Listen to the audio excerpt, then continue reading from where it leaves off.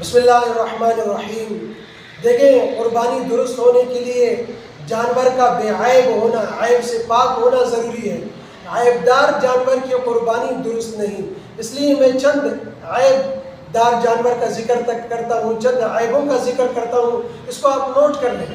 جس جانور میں یہ عیب ہو، جو جانور اس طرح عیب دار ہو، اس کو نہ خریدیں۔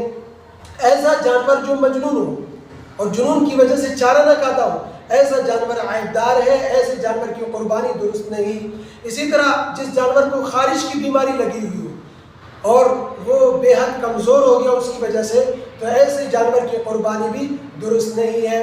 اسی طرح جانور دیکھ نہ سکتا ہو، آنکھ کی بینائی چلی گئی ہو، یا ایک آنکھ سے کاڑا ہو، یا ایک آنکھ کا تہائی روشنائی، تہائی بینائی چلی گئی ہو، یا اس سے زیادہ چلی گئی ہو، تو ایسے جانور بھی عیب دار ہے، ایسے جانور کی قربانی بھی درست نہیں۔ اسی طرح ایک جانور بہت زیادہ کمزور ہو، لاغر ہو، دبلا پتلا ہو، ایسے جانور بھی عیب دار جانوروں میں شمار ہوتا ہے، ایسے جانور کی قربانی درست نہیں۔ اسی طرح ایک جانور ذبح کرنے کی جگہ تک خود چل کر نہیں جا سکتا، ایسے جانور کی قربانی بھی درست نہیں۔ اسی طرح جانور کے کان کا ایک تہائی حصہ یا دم کا ایک تہائی حصہ کٹ گیا ہو، تو ایسے جانور کی قربانی بھی درست نہیں۔ اسی طرح کسی جانور کے کان پیدائشی نہ ہو، تو ایسے جانور کی قربانی بھی درست نہیں۔ اسی طرح کسی جانور کے تن کا سر کٹ چکا ہو، یا جانور کے تن خشک ہو گئے ہو، تو ایسے جانور کی قربانی بھی درست نہیں۔ گائے بھینس وغیرہ کے دونوں تن خشک ہو گئے ہوں،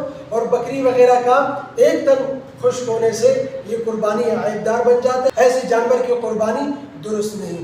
اسی طرح جانور کا ناک کٹ چکا ہو، اسی طرح جانور خنثی ہو، تو یہ تمام عیب دار جانور ہیں۔ کسی جانور میں یہ عیب پایا جائے یا کوئی جانور ایسا عیب دار ہے، تو ایسے جانور کی قربانی درست نہیں، لہٰذا احتیاط کریں ایسے جانور خریدنے سے۔